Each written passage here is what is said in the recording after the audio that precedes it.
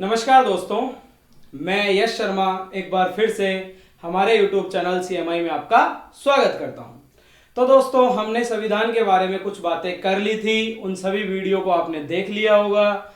Last video में हमने राष्ट्रपति और उनकी शक्तियों के बारे में बात की। आज बात करेंगे हम भारत के प्रधानमंत्री की।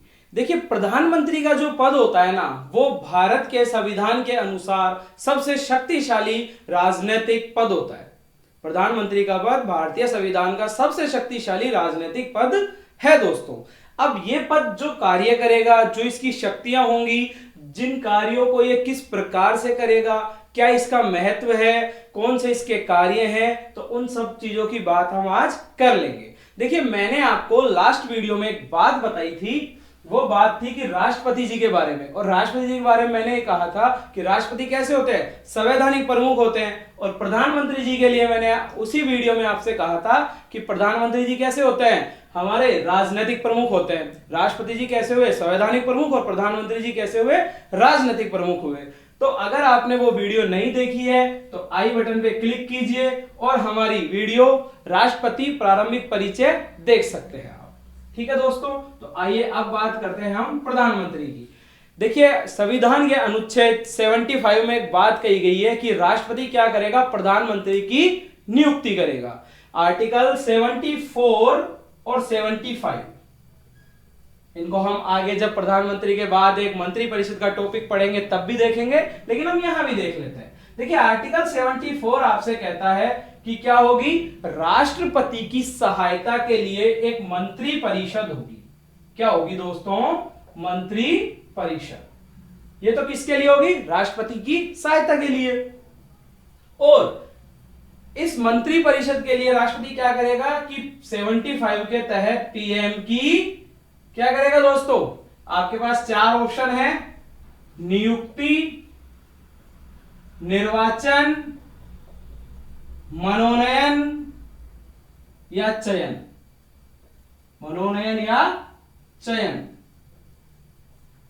ए, बी, सी और डी, ये चार ऑप्शन है आपके पास। आप कमेंट बॉक्स में आंसर दीजिएगा हमें। क्या करेगा, राष्ट्रपति पीएम की नियुक्ति करेगा, निर्वाचन करेगा, मनोनयन करेगा या चयन करेगा। अब मैं आपको बताता हूं कि राष्ट्रपति पीएम की क्या करेगा दोस्तों, नियुक्ति करेगा।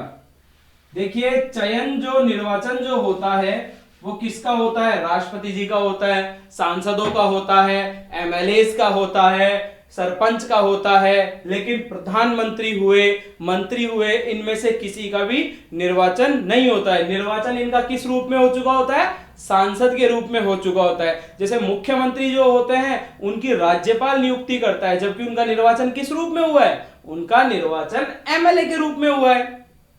तो दोस्तों, ये तो बात हो गई प्रधानमंत्री की नियुक्ति की।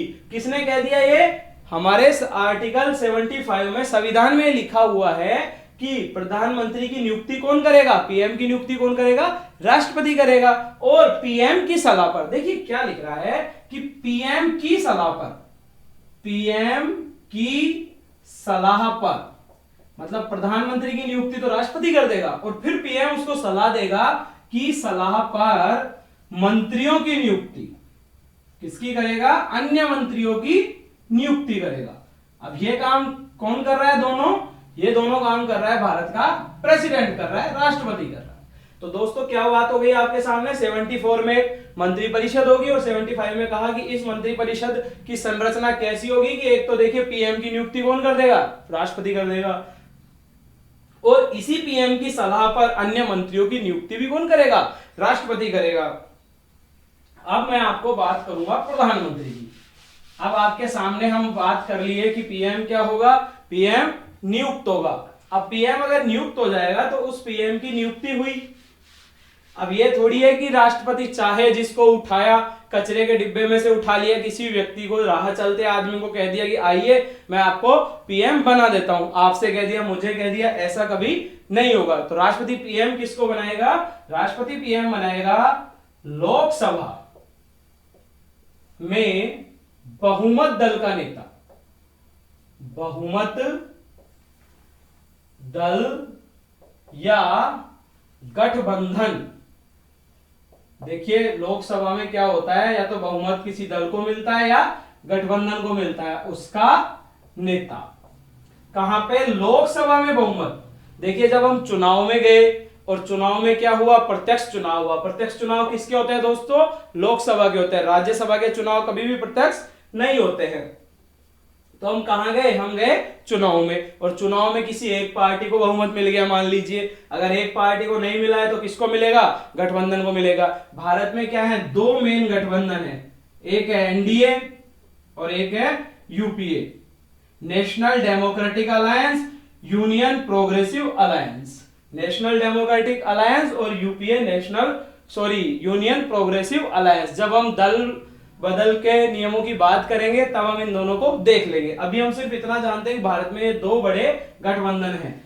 अब एनडीए और यूपीए, अब मान लीजिए कि जैसे आज के समय में भारत के प्रधानमंत्री हैं माननीय नरेंद्र दामोदर दास मोदी जी। अब वो क्या है? किसी बहुमत दल के नेता, यानी वो है तो किसके? भाजपा के नेता हैं, लेकिन अभी वर्तमान में सरकार किसकी है? एनडीए की सरकार है। देखिए भाजपा के पास भी गठबंधन है। भाजपा जो है किसके?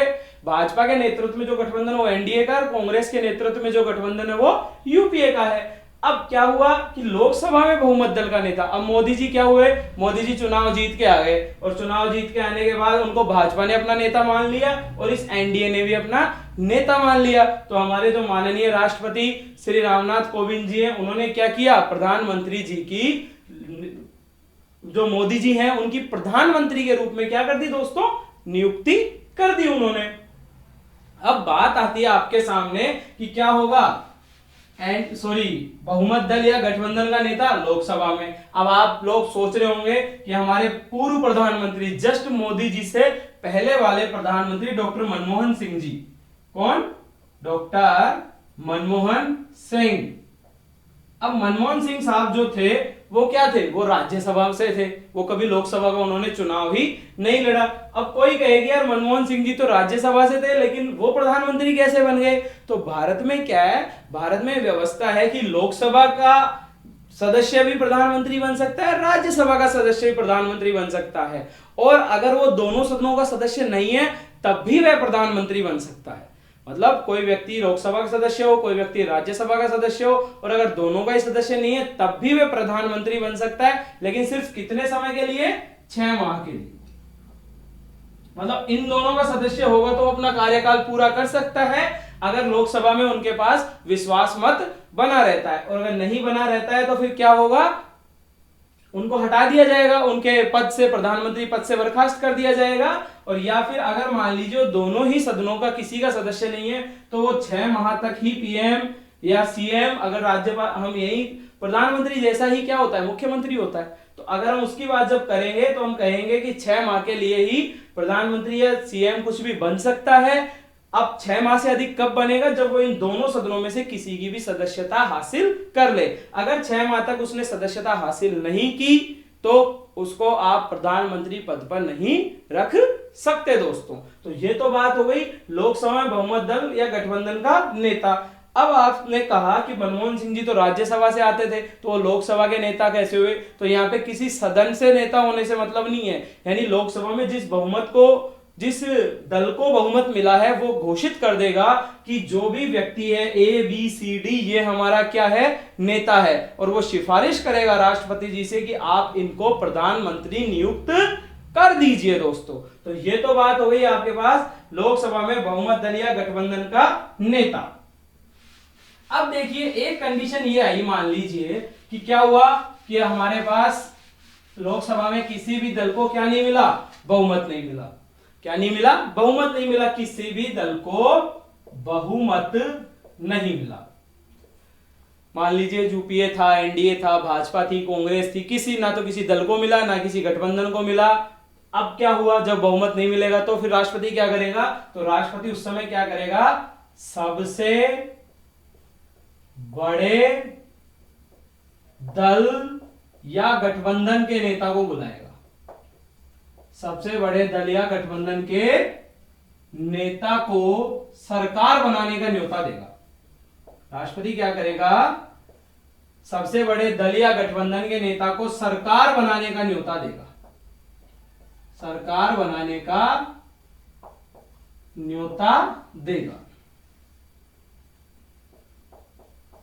अब कैसे देगा? देखिए, आज मान लीजिए कि हमें 272 सीटों की आवश्यकता होती है प्रधानमंत्री बनने के लिए। अब मान लीजिए किसी दल के पास 250 सीटें आ गई, लेकिन अब उसका जो गठबंधन है वो भी 272 की आंकड़े को पार नहीं कर रहा है, थोड़ा बहुत मान लीजिए उससे 10-20 कम है या केवल 250 पे समट के रह गया है, तो राष्ट्रपति क्या करेगा? राष्ट्रपति 250 सीटों वाले को बुलाएगा। 250 कुछ भी हो सकता है, अंडर 272 होना चाहिए, क्योंकि 272 प्लस वाला तो वैसे भी पीएम बनेगा। और अगर उससे कम जिसके पास बहुमत नहीं होगा तो राष्ट्रपति क्या करेगा? उसको बुलाएगा, और राष्ट्रपति उसको बुलाने के बाद कहेगा कि मैं आपको प्रधानमंत्री नियुक्त कर देता हूं। आपके पास एक समय है, और यह समय क्या करता है दोस्तों? यह समय राष्ट्रपति के विवेक पर निर्भर करता है कि वो कितना समय देता है। राष्ट्रपति इसको बहुमत साबित करने के लिए कुछ समय देगा, और बहुमत साबित करने के लिए कितना समय देता है? 14 दिन से 1 माह तक का समय। 14 दिन से 1 माह तक का समय। अब राष्ट्रपति की इच्छा पे है कि आपको 14 दिन का समय मिलता है या 1 माह का समय मिलता है। 1 माह से अधिक का समय राष्ट्रपति नहीं दे सकता है आपको, सिर्फ 1 माह तक का ही समय देगा। तो उसने मान लीजिए किसी भी बड़े दल के नेता को बुलाया और कहा कि आप प्रधानमंत्री में आपको नियुक्त कर देता हूं, और नियुक्त करने के बाद आप क्या करेंगे?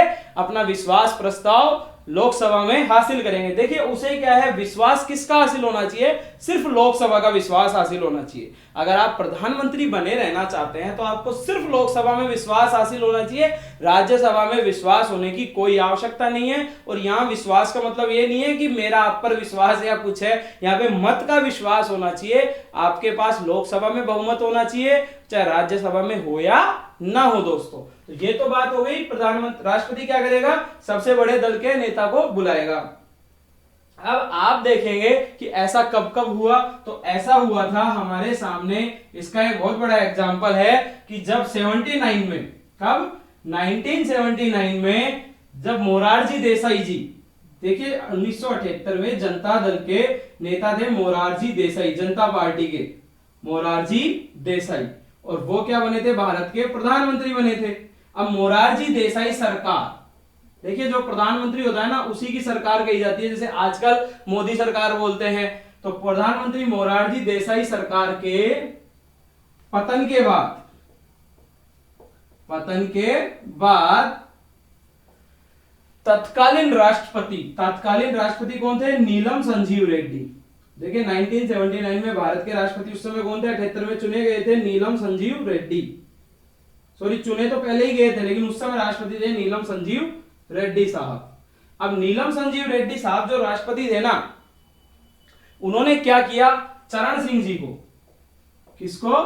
चरण सिंह जी, चौधरी चरण सिंह, हरियाणा से होते थे ये, हरियाणा के सीएम भी रहे थे। इनको क्या किया? पीएम बना दिया, पीएम नियुक्त किया।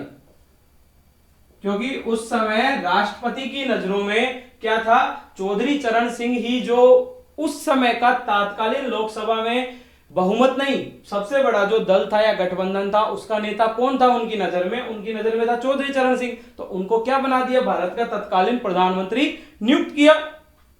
1-1.5 साल तक उनकी सरकार भी चली थी दोस्तों। तो ये बात हो गई किस बात की? कि सबसे बड़े दल या गठबंधन के नेता को सरकार बनाने का न्योता देता है अगर बहुमत प्राप्त नहीं हो तो ये तो फर्स्ट बात हो गई। अब एक दूसरी बात देखना चाहें तो आप इसको स्क्रीनशॉट लें।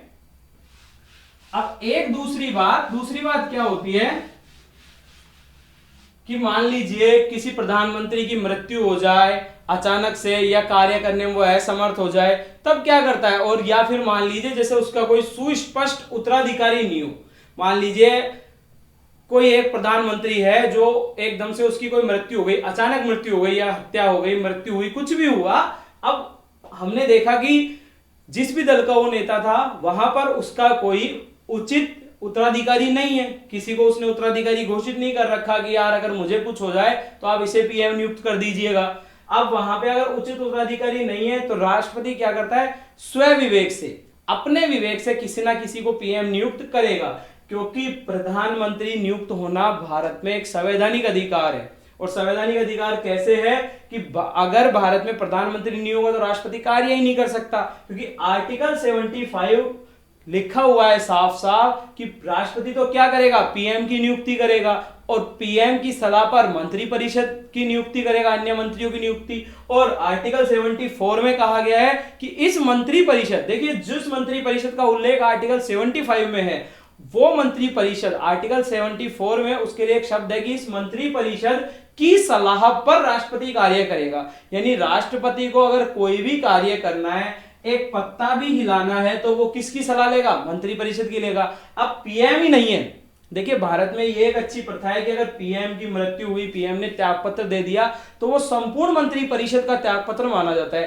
पीएम की मृत्यु हुई और मृत्यु होने के तत्काल बाद क्या होता है, मृत्यु होने के तत्काल बाद हुआ कि राष्ट्रपति जी के पास सारी शक्तियां खत्म हो जाती हैं। क्यों, क्योंकि मंत्री परिषद नहीं है, तो तत्काल वो क्या करेगा, किसी ना किसी पीएम की नियुक्ति करेगा और पीएम की नियुक्ति होने के बाद ही भारत की अन्य कार्यवाहियों का संचालन होगा। तो ऐसा कब हुआ, तो ऐसा हुआ जब 1984 में इंदिरा गांधी जी की मृत्यु के बाद, इंदिरा गांधी की मृत्यु के बाद, किसके बाद, इंदिरा गांधी की मृत्यु के बाद तत्कालीन राष्ट्रपति, उस समय के राष्ट्रपति कौन थे, ज्ञानी जैल सिंह, ज्ञानी जैल सिंह। अब ये ज्ञानी जैल सिंह जी इतने प्रसिद्ध हैं, किस वजह से प्रसिद्ध हैं, फिर आप बोल रहे होंगे तो ज्ञानी जैल सिंह किस वजह से प्रसिद्ध है, इन्होंने एक चीज का यूज किया था अपनी वीटो पावर में, पॉकेट वीटो। पॉकेट वीटो क्या होता है, अगर आपको नहीं पता है तो आई बटन पे जाइए, भारत के राष्ट्रपति की शक्तियां, उसमें भारत के राष्ट्रपति की वीटो पावर भी दी हुई है, वहां पर जाकर के आप हमारा वीडियो देखिए, उसकी सारी वीटो पावर समझ में आएंगी और उसकी अन्य शक्तियां भी आपको उसमें समझ में आ जाएंगी। तो ये हुए ज्ञानी जैल सिंह। इन्होंने क्या किया उस समय, ज्ञानी जैल सिंह ने राजीव गांधी को प्रधानमंत्री नियुक्त किया। किसको, राजीव गांधी को पीएम नियुक्त किया। दोस्तों राजीव गांधी को पीएम नियुक्त किया। तो ये तो दो तरह की बातें हो गई कि एक बार तो क्या होता है कि अगर बहुमत प्राप्त नहीं होगा तो किसी भी सबसे बड़े दल के नेता को क्या करेगा, पीएम नियुक्त कर देगा राष्ट्रपति। और अगर किसी की मृत्यु हो जाए अचानक, तब क्या होगा, तब वो अपने स्वयं विवेक से, अगर उचित उत्तराधिकारी नहीं होगा, तो स्पष्ट उत्तराधिकारी नहीं होगा कि अगर बता नहीं रखा है, तो क्या करेगा, वो स्वयं विवेक से किसी ना किसी को क्या कर देगा, पीएम नियुक्त कर देगा। कौन कर देगा, भारत का राष्ट्रपति, ताकि वो भारत सरकार की कार्यवाहियों का क्या कर सके, संचालन कर सके। तो ये तो बात हो गई आपके सामने प्रधानमंत्री से संबंधित कुछ तथ्य होगी। अब हम बात करते हैं कि इन सब चीजों के ऊपर जो हमारी कोर्ट है, जो हमारा न्यायालय है, उसके निर्णय कितने प्रभावी रहे, क्या उन्होंने निर्णय दिए। अब जो दिल्ली हाई कोर्ट है, तो दिल्ली हाई कोर्ट देखिए किसने, दिल्ली हाई कोर्ट ने कब 1980 में एक बात बोली, 1980 में बोला कि अगर कोई व्यक्ति को राष्ट्रपति प्रधानमंत्री नियुक्त करता है, किसी व्यक्ति को राष्ट्रपति क्या नियुक्त करता है, प्रधानमंत्री, तो यह नहीं है कि उसे प्रधानमंत्री नियुक्त होते ही लोकसभा में बहुमत हासिल करने की या बहुमत सिद्ध करने की आवश्यकता है। तो दिल्ली हाईकोर्ट ने कहा कि पीएम को नियुक्त होते समय लोकसभा में बहुमत सिद्ध करना आवश्यक नहीं है। तत्काल मतलब इसका कहना यह है आवश्यक नहीं है।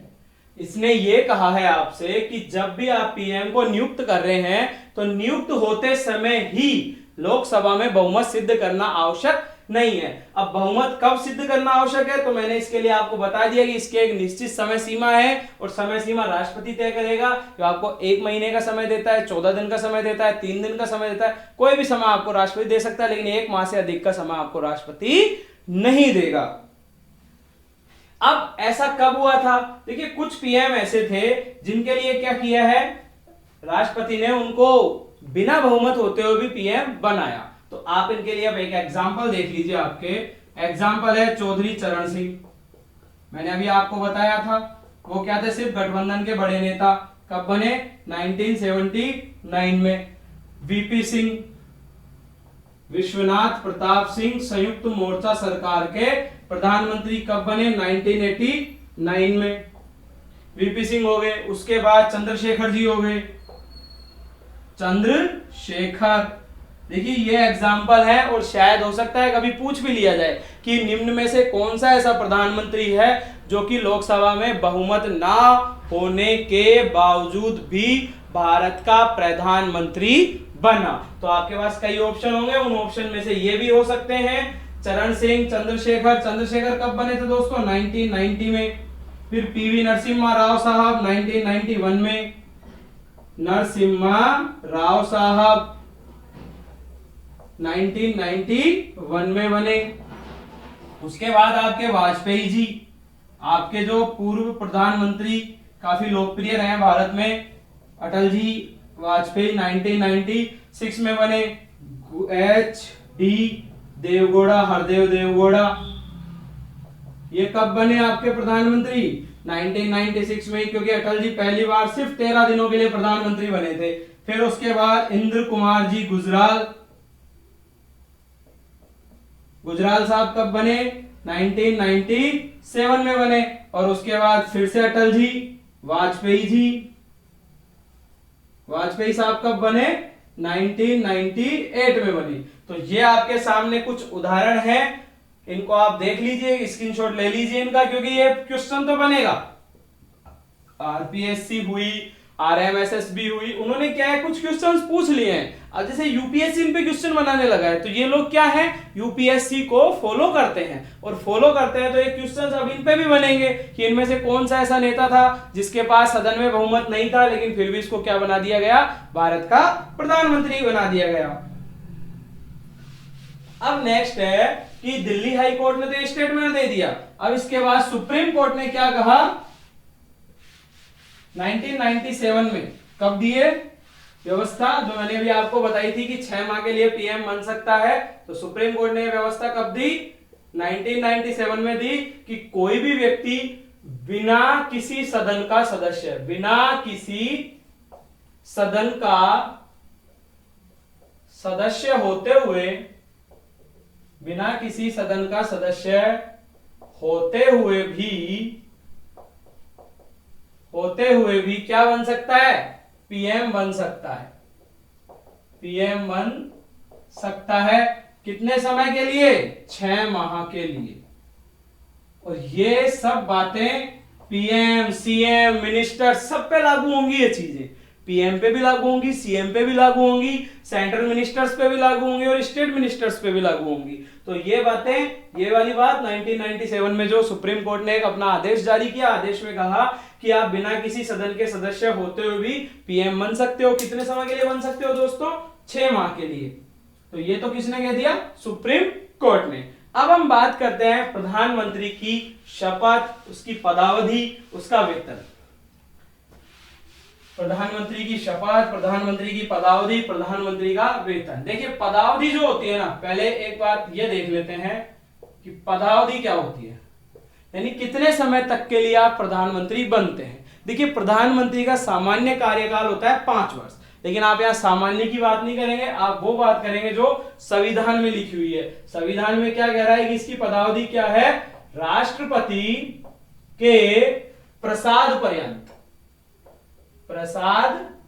पर्यंत, यानी देखिए अब ये शब्द लिखा हुआ है कि राष्ट्रपति के प्रसाद पर्यंत, यानी जब तक इसको राष्ट्रपति क्या देगा?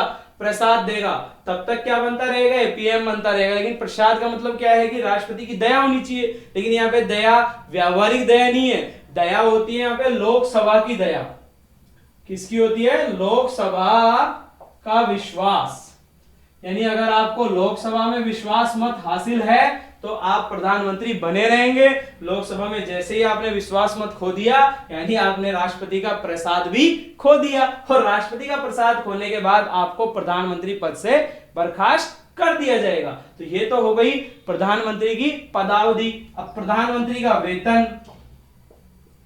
अब वेतन क्या होता है? वेतन होता है प्रधानमंत्री का अलग से कोई वेतन नहीं है, सांसदों के समान। जो सांसदों को वेतन मिलेगा वही प्रधानमंत्री को मिलेगा। लेकिन प्रधानमंत्री होने के नाते आपको कुछ आवास, कुछ सुख सुविधाएं दी जाती है, वो मुफ्त होती है।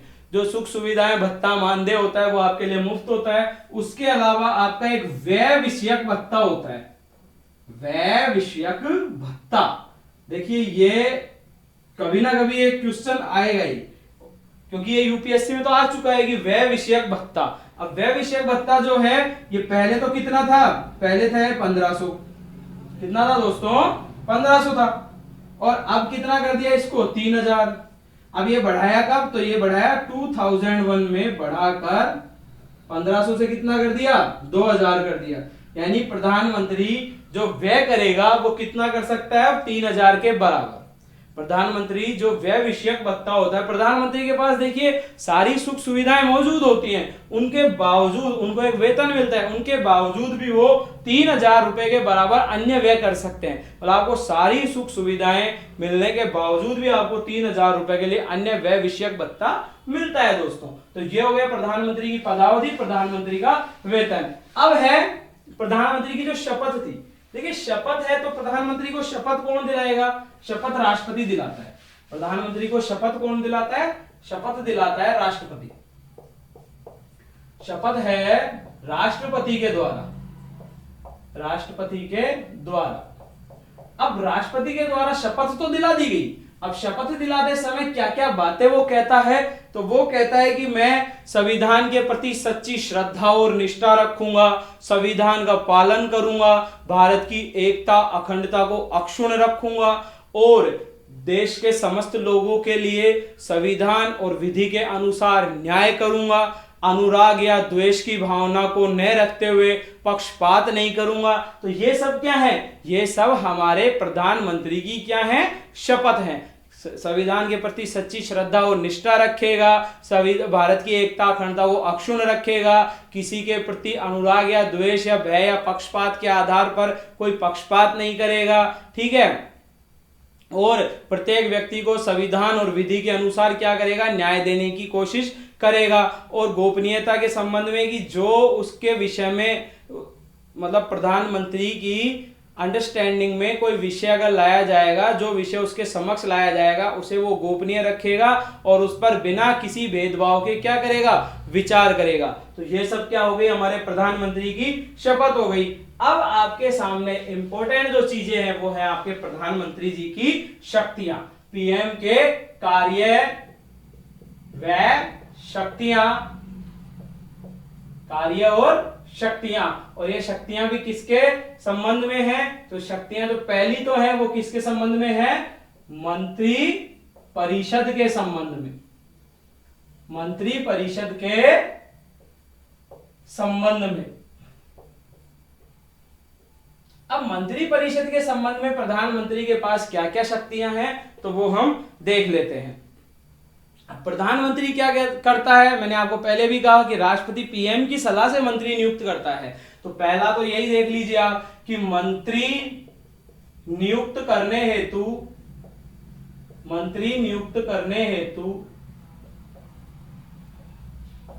राष्ट्रपति को सलाह देगा, राष्ट्रपति को सलाह देगा। अब ये सलाह कौन दे रहा है, प्रधानमंत्री दे रहा है। देखिए प्रधानमंत्री का खुद का ये एक विशेष अधिकार होता है, जैसे आपका आपकी चीजों पर विशेष अधिकार होता है, वैसे प्रधानमंत्री का अपनी मंत्री परिषद पर क्या होता है, विशेष अधिकार होता है। और उस विशेष अधिकार के तहत वो क्या करता है, राष्ट्रपति को कहता है कि आप इस व्यक्ति को भारत का मंत्री नियुक्त कर दीजिए। जो भी कोई व्यक्ति उसकी नजर में उस कार्य के लिए उपयुक्त है उनको क्या करेगा, वो नियुक्त करेगा। दूसरा क्या है, मंत्रियों के मध्य, ये देखिए ये सब प्रधानमंत्री की शक्तियां हैं कि मंत्रियों के मध्य मंत्रालय या विभागों का बंटवारा, विभागों का बंटवारा, मंत्रियों के मध्य मंत्रालय या विभागों का बंटवारा, ठीक है। तीसरा है मंत्री को त्याग पत्र देने हेतु सलाह देगा, देने हेतु सलाह या राष्ट्रपति से बर्खास्त करवाएगा, या राष्ट्रपति से बर्खास्त करवा देगा। मतलब क्या कह रहा है ये कि मंत्री को त्याग पत्र देने हेतु तो क्या देगा, सलाह देगा, या फिर उसको क्या करेगा, राष्ट्रपति से बर्खास्त करवा देगा। नेक्स्ट है आपका मंत्री परिषद की बैठक की अध्यक्षता। मंत्री परिषद की बैठक की अध्यक्षता, मंत्री परिषद की क्या करेगा, बैठक की अध्यक्षता करेगा। मंत्री परिषद या सभी मंत्री हो गए, उनकी मंत्रियों की गतिविधियों, मंत्रियों की गतिविधियों को नियंत्रित एवं निर्देशित करेगा, को नियंत्रित एवं निर्देशित करेगा। क्या करेगा, नियंत्रित और निर्देशित करेगा। और नेक्स्ट क्या है, पद से त्यागपत्र देकर, पद से त्यागपत्र देकर, मतलब प्रधानमंत्री क्या करेगा, अपने पद से क्या दे देगा, त्यागपत्र दे देगा। इससे क्या होगा, मंत्री परिषद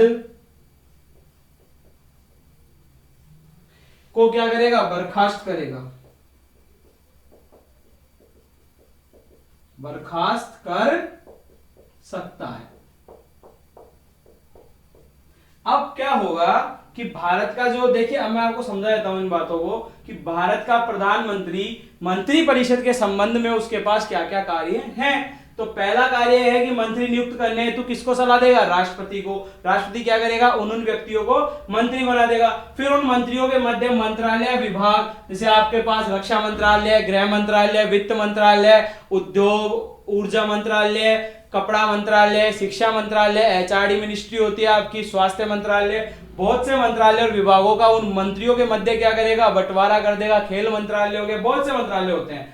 फिर मंत्री को त्याग पत्र देने, तो देखिए मान लीजिए अगर किसी मंत्री के काम से प्रधानमंत्री संतुष्ट नहीं है, या मान लीजिए उस मंत्री ने उनके दल की सदस्यता छोड़ दी है, तो उसको क्या करेगा, उसको बोल देगा कि आप त्याग पत्र दे दीजिए।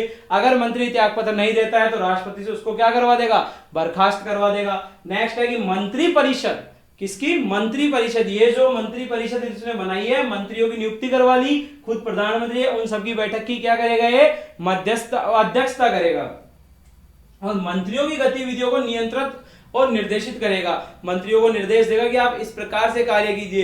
यह नहीं है कि बिना प्रधानमंत्री के निर्देश के कोई भी मंत्री असीमित कार्य नहीं कर सकता है। और लास्ट है कि पद से त्यागपत्र देकर मंत्री परिषद को बर्खास्त कर सकता है। देखिए प्रधानमंत्री ही मंत्री परिषद होता है, प्रधानमंत्री ही मंत्री परिषद होता है, तो प्रधानमंत्री का विशेष अधिकार है अन्य मंत्रियों की नियुक्ति करवा लेना राष्ट्रपति से। तो अब मानिए कि अगर मुख्य व्यक्ति ने ही अपने पद से इस्तीफा दे दिया है तो अन्य व्यक्तियों के होने का क्या फायदा है। तो इससे क्या होगा कि जब प्रधानमंत्री इस्तीफा दे देगा तो संपूर्ण मंत्री परिषद स्वतः ही बर्खास्त हो जाएगी। तो ये थे आपके प्रधानमंत्री के मंत्री परिषद के संबंध में कार्य। आप इनको स्क्रीनशॉट लीजिए, फिर हम देखेंगे राष्ट्रपति के संबंध में कार्य। अब बात करते हैं प्रधानमंत्री की शक्तियां किसके संबंध में, राष्ट्रपति के संबंध में। देखिए अभी हमने मंत्री परिषद के संबंध में देख ली थी, अब हम बात कर लेते हैं राष्ट्रपति के संबंध में। देखिए एक क्या है, स्टेटमेंट है, एक कथन है, एक वाक्य है। कहते हैं कि प्रधानमंत्री जो होता है ना, जो भारत का प्रधानमंत्री होता है, वो मंत्री परिषद और राष्ट्रपति के मध्य क्या काम करता है, एक ब्रिज का काम करता है, एक पुल का काम करता है। इधर क्या है, मंत्री परिषद, इधर क्या है, राष्ट्रपति है, और ये बीच में कौन है, प्रधानमंत्री है। यानी मंत्री परिषद ने कोई निर्णय लिया तो इस निर्णय को राष्ट्रपति को कौन बताएगा, प्रधानमंत्री बताएगा। राष्ट्रपति ने अगर मंत्री परिषद से कोई सलाह मांगी तो सलाह कौन लेके जाएगा मंत्री परिषद तक, प्रधानमंत्री लेके जाएगा। तो ये कार्य कौन करेगा दोस्तों, ये सारे कार्य जो ब्रिज के रूप में कार्य करेगा वो भारत का प्रधानमंत्री करेगा। तो प्रधानमंत्री के कार्य और शक्तियां किसके संबंध में, अब राष्ट्रपति के संबंध में। किसके संबंध में दोस्तों, राष्ट्रपति के संबंध में। और राष्ट्रपति के संबंध में जो शक्तियां हैं आर्टिकल 78 के अनुसार, किसके अनुसार? आर्टिकल 78 के अनुसार। अब कह रहा है ये आपसे, क्या कह रहा है कि राष्ट्रपति के संबंध में क्या क्या शक्तियां हैं प्रधानमंत्री को। तो प्रधानमंत्री क्या करता है कि मंत्रिपरिषद, क्या? मंत्रिपरिषद के निर्णयों से राष्ट्रपति को अवगत कराएगा, राष्ट्रपति को अवगत करवाता है, अवगत करवाता है। राष्ट्रपति को मंत्री परिषद के निर्णयों से क्या करवाता है? अवगत करवाता है। कौन करवाता है? भारत का प्रधानमंत्री। अब दूसरी बात क्या है कि राष्ट्रपति के मांगने पर, राष्ट्रपति के मांगने पर किसकी जानकारी देता है? मंत्री परिषद के निर्णयों की जानकारी, मंत्री परिषद के निर्णयों की जानकारी देता है, निर्णयों की जानकारी देता है, जानकारी देता है दोस्तों। और तीसरी चीज क्या है कि मान लीजिए एक विधेयक था, कोई आदेश था जिसपे क्या किया, किसी एक मंत्री ने विचार किया। तो मान लीजिए किसी विषय पर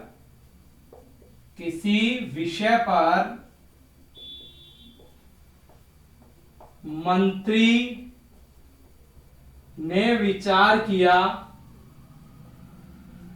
मंत्री ने विचार किया, परंतु मंत्री परिषद ने नहीं, परंतु मंत्री परिषद ने नहीं।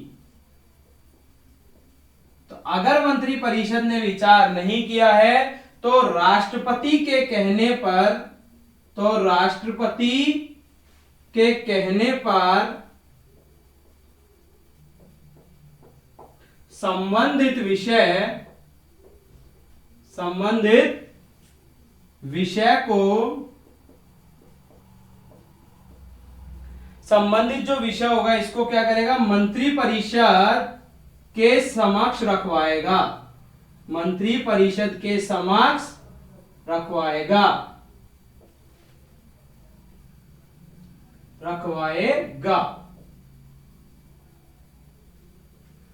तो ये कौन करेगा? प्रधानमंत्री करेगा। किसके कहने पे? राष्ट्रपति। देखिए राष्ट्रपति को क्या करेगा प्रधानमंत्री? मंत्री परिषद के निर्णयों से राष्ट्रपति को अवगत कराएगा, कहेगा कि मंत्री परिषद ने निर्णय कर लिए हैं, ये मंत्री परिषद का विनिश्चय है। देखिए अब आपने तो कह दिया, मैंने कह दिया आपको कि राष्ट्रपति को निर्णय से अवगत करवाएगा, लेकिन संविधान में लिखा हुआ है कि मंत्री परिषद के क्या होंगे? वो विनिश्चय। देखिए संविधान की जो भाषा है वो तो कहती है कि विनिश्चय, यानी मंत्री परिषद ने सामूहिक रूप से जो निश्चय किया है, जो निर्णय किया, उनसे क्या करवाएगा? राष्ट्रपति को अवगत करवाएगा। दूसरा कह रहा है राष्ट्रपति के मांगने पर मंत्री परिषद के निर्णयों की जानकारी देगा। मान लीजिए मंत्री परिषद ने कोई निर्णय ले लिया, अब राष्ट्रपति ने प्रधानमंत्री से कहा कि आप मुझे बताइए कि निर्णय कैसा लिया है। मंत्री परिषद का प्रत्येक निर्णय लिखित निर्णय होगा और लिखित निर्णय आप प्रधानमंत्री किसको देगा? राष्ट्रपति को देगा। उससे क्या करवाएगा? उसको अवगत करवाएगा। तीसरा है कि अगर किसी विषय पर एक मंत्री ने विचार किया है बल्कि पूरी मंत्री परिषद ने नहीं किया है, तो अगर राष्ट्रपति चाहता है कि उस विषय पर भारत की मंत्री परिषद विचार करे तो वो क्या करेगा? प्रधानमंत्री को कहेगा कि आप इस विषय को मंत्री परिषद के समक्ष रखवाइए। तो ये हो गए राष्ट्रपति के संबंध में शक्तियां। आप इनको एक बार स्क्रीनशॉट लीजिए। फिर इसके बाद होगा कि राष्ट्रपति से वो कुछ अधिकारियों की क्या करवाएगा? नियुक्ति करवाएगा। राष्ट्रपति से क्या करवाएगा? कुछ अधिकारियों की नियुक्ति। वैसे मैंने आपको बता दिया था राष्ट्रपति वाले वीडियो में कौन कौन से अधिकारियों की नियुक्ति राष्ट्रपति करता है, कौन कौन से अधिकारियों की नियुक्ति राष्ट्रपति करता है। तो अगर चाहे तो आप वहां पे भी राष्ट्रपति का परिचय वाली वीडियो आई बटन पे क्लिक करके देख सकते हैं, और बाकी मैं यहां भी आपको बता रहा हूं। तो राष्ट्रपति से कुछ अधिकारियों की नियुक्ति करवाएगा, कुछ अधिकारियों की नियुक्ति, अधिकारियों की नियुक्ति राष्ट्रपति से करवाएगा। कौन करवाएगा? पीएम। नियुक्ति राष्ट्रपति से करवाता है, राष्ट्रपति से करवाएगा। अब किस किस की करवाएगा? तो आपके सीएजी की करवाएगा, आपके महान्यायवादी की करवाएगा, महान्यायवादी, ठीक है। आपके चुनाव आयुक्तों की करवा लेगा, सीईसी, जो चीफ इलेक्शन कमीशन होगा, सॉरी ईसी यानी चुनाव आयोग ही समझ लीजिए आप।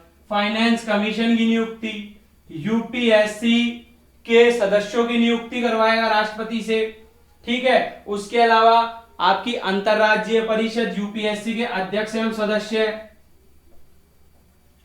अध्यक्ष एवं सदस्य,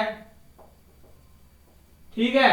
उसके अलावा राज्यों के राज्यपाल, राज्यों के राज्यपाल भी तो मंत्रिपरिषद की सलाह से ही करेगा, तो राज्यों के राज्यपाल, राज्यों के राज्यपाल, यहाँ पे हो गया आपके सीएजी हो गया, महान्यायवादी हो गया, चुनाव आयोग हो गया, वित्त आयोग हो गया, यूपीएससी के अध्यक्ष सदस्य हो गए, राज्यों के राज्यपाल हो गए। तो इन सभी की नियुक्ति के संबंध में क्या करेगा? राष्ट्रपति को परामर्श देगा और राष्ट्रपति से उनकी नियुक्ति करवाएगा। तो ये तो हो गई आपकी प्रधानमंत्री की शक्तियां किसके संबंध में हो गई? राष्ट्रपति के संबंध में। अब हम देखेंगे प्रधानमंत्री की शक्तियां किसके संबंध में? संसद के संबंध में, संसद के संबंध में, संसद के संबंध में। देखिए दोस्तों, हम शक्तियां देख रहे हैं राष्ट्र प्रधानमंत्री की। अब प्रधानमंत्री क्या करेगा संसद के संबंध में? तो राष्ट्रपति को सत्र बुलाने और सत्र खत्म करने के लिए जो परामर्श देता है वो कौन देता है? प्रधानमंत्री देता है। देखिए, ये भारत के प्रधानमंत्री का विशेष अधिकार होता है कि वो कब संसद का सत्र बुलाएगा और कब उस सत्र को खत्म करने के लिए राष्ट्रपति को कहेगा। तो संसद का सत्र आहूत करने एवं अवसान करने, आहूत करने एवं अवसान करने, आहूत करने एवं अवसान करने संबंधी परामर्श किसको देगा? राष्ट्रपति को देगा। संबंधी परामर्श राष्ट्रपति को देगा।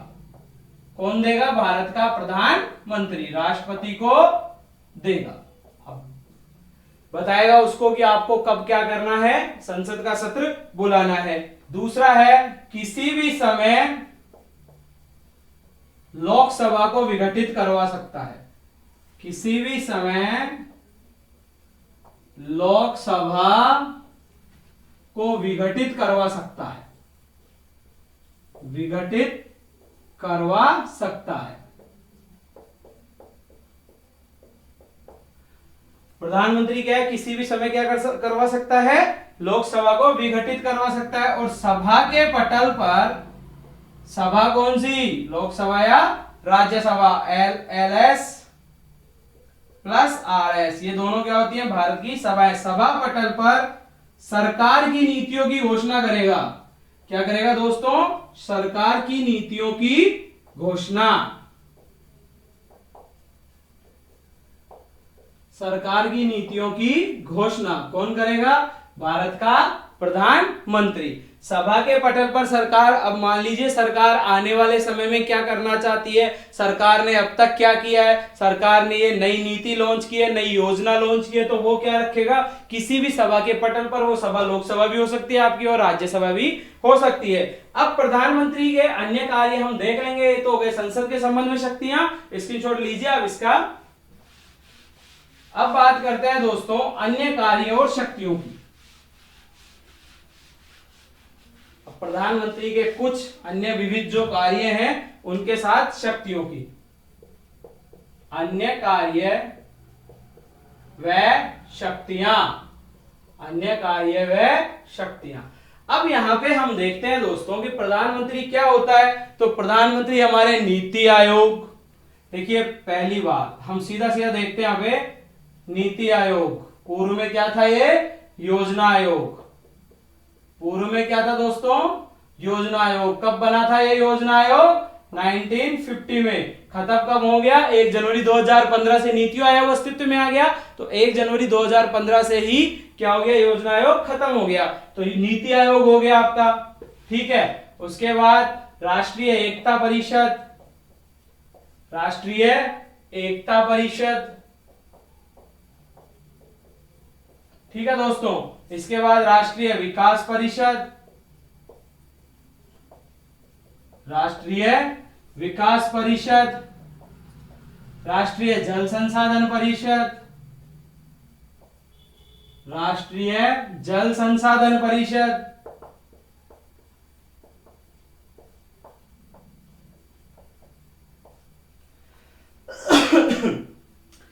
और क्या हो गया आपके? अंतरराज्यीय परिषद, अंतरराज्यीय परिषद।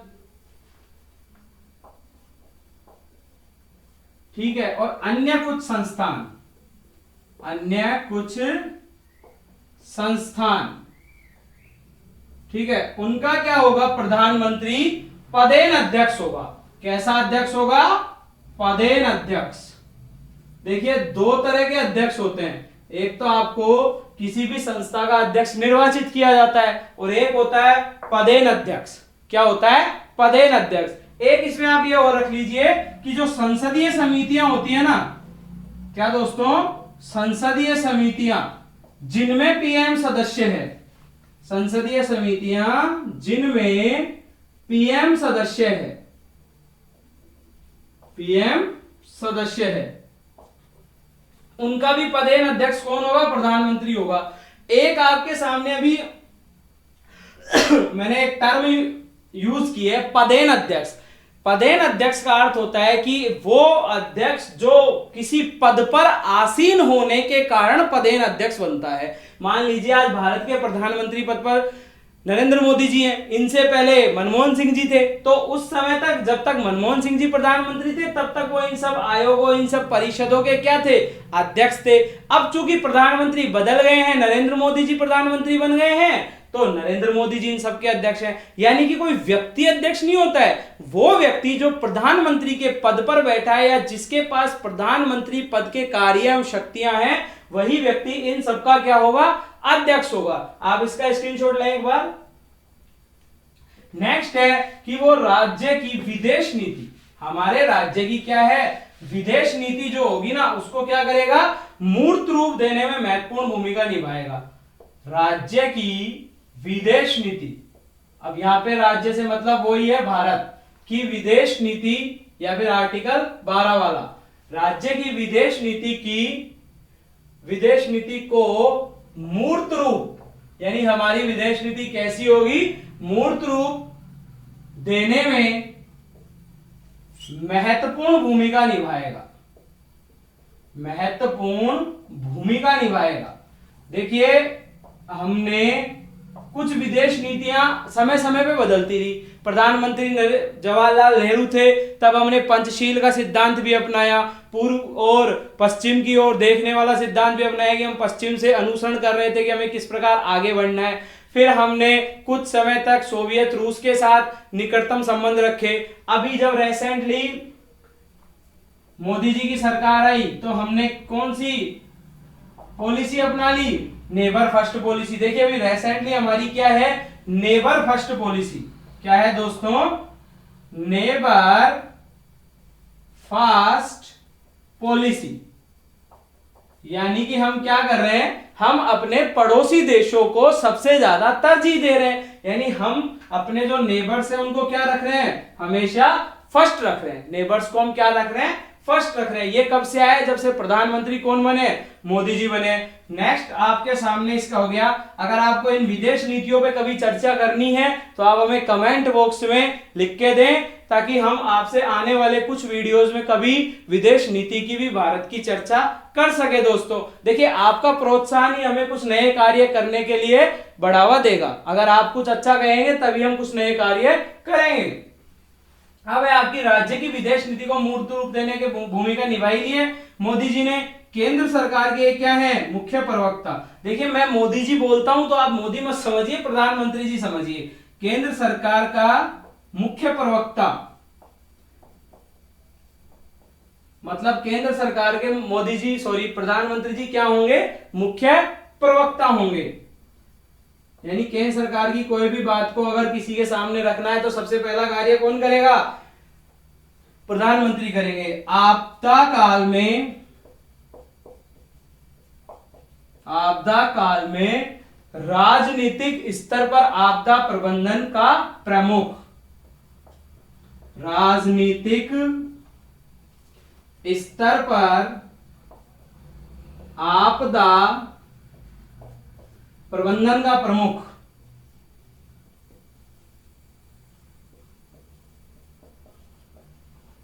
कौन है, प्रधानमंत्री हैं। मतलब जब भी कोई आपदा आएगी तो देखिए संवैधानिक प्रमुख हर समय भारत का राष्ट्रपति होगा किसी भी कार्य में, लेकिन राजनीतिक प्रमुख प्रधानमंत्री हो गए। अब मान लीजिए जैसे कोविड-19 नाम की आपदा आई हुई है, इसको राष्ट्रीय आपदा प्रबंधन अधिनियम 2005 के तहत आपदा घोषित किया हुआ है, और 1897 में जो महामारी अधिनियम 1897 है उसके तहत हमने इसको महामारी घोषित किया गया। तो आप देखते हैं कि जब भी कोई संदेश देना होता है, इसके बारे में कोई बात बतानी होती है, तो प्रधानमंत्री जी टीवी पर आकर के एक संबोधन देके जाते हैं। तो उसके अनुसार क्या हुए, वो केंद्र सरकार के तो क्या हो गए, मुख्य प्रवक्ता, और जब आपदा काल आएगी तो राजनीतिक स्तर पर आपदा प्रबंधन का प्रमुख होगा। कौन होगा, भारत का प्रधानमंत्री होगा। तो आप इसका स्क्रीनशॉट लें एक बार। अब इसके बाद है क्या करेगा वो, प्रधानमंत्री काम करेगा। अब क्या काम करेगा दोस्तों, तो प्रधानमंत्री काम देखिए, तो उसकी कार्य अब शक्ति क्या है प्रधानमंत्री की, वो सत्तारूढ़ दल का नेता, सत्तारूढ़ दल का नेता, सत्तारूढ़ दल का क्या होता है, नेता होता है। और एक जो इंपॉर्टेंट बात कल भी बताई थी आपको पिछले वीडियो में, तीनों सेनाओं का प्रमुख, तीनों सेनाओं का कौन सा प्रमुख दोस्तों, राजनीतिक प्रमुख।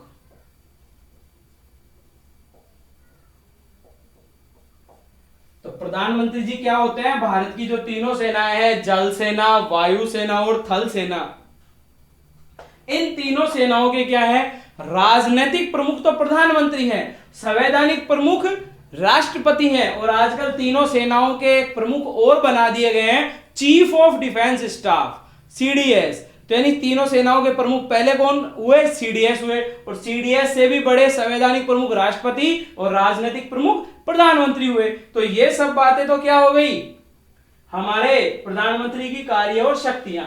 अब प्रधानमंत्री जी का जो पद होता है, इस पद के बारे में भारतीय संविधान निर्माता डॉक्टर बी.आर. अम्बेडकर ने एक स्टेटमेंट दिया है।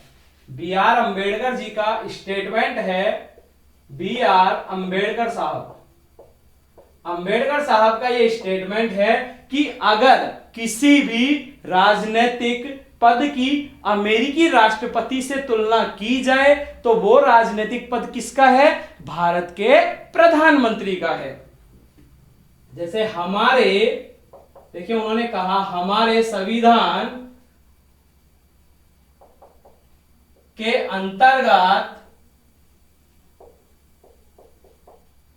हमारे संविधान के अंतर्गत किसी कार्यकारी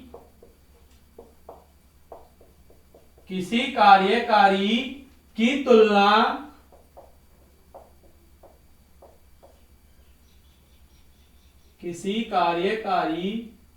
तुलना यदि